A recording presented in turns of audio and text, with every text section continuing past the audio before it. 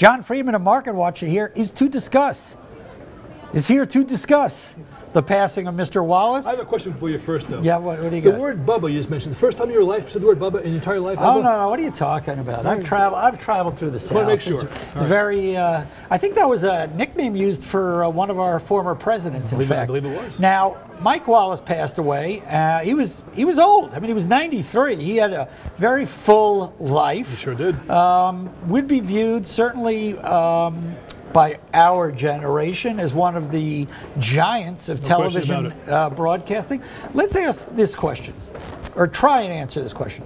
Could Mike Wallace exist today, in today's 24/7 news media world, in today's environment where everything is instantaneous and immediate and people are not surprised by things anymore? Could Mike Wallace exist? It would be tough because people would scrutinize him so much. Mike Wallace was famous for being the tough, combative, knock down the walls kind of questioner, and people accepted it in those days. That's how Mike Wallace was. That was his shtick to a degree. People loved it and they appreciate it. Nowadays, you'd have 25 bloggers saying, oh, it's entertainment, he's over the top, he's preening, it's no good. Well, the difference was that CBS 60 Minutes could, 30 years ago, could actually make news. Yeah. Meaning it could make and break stories.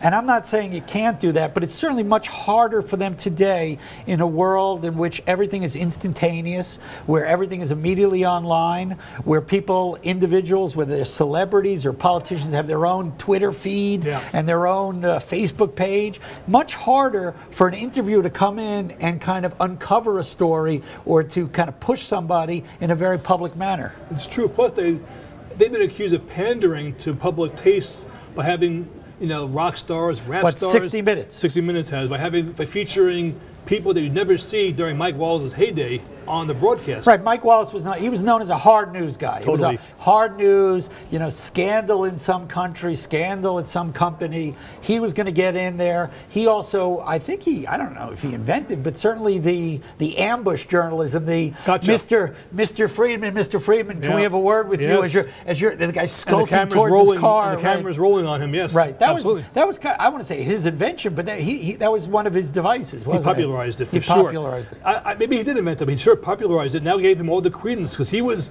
over here and the CEO or politician was down here being corrupt and being a criminal, and Mike Wallace was the good guy on our side. Right. He was our man. Today, do you think that there are news journalists who can ask the hard questions, or is so much in news television today I know what you're doing. There's so much. Did I say so? So much. I mean, it's kind of hard to see Brian Williams of NBC or Katie Couric when she was at CBS, chasing down a CEO, a well-known CEO, and basically asking them hard questions in a parking lot. We have Jon Stewart to do that for us to a degree. It's a little different, though, isn't it? I think they can. You're right, though. The temptation is not so great anymore to say these kinds of questions because you want to have access to these people in the future. So if you ask a politician a very tough question on Monday, by Tuesday, the politician is saying, see you around, I'll go to your competition and go across the street. So it's very difficult for a network or magazine or paper to maintain this kind of tough attitude all the time. Right. But they have to. It's their job.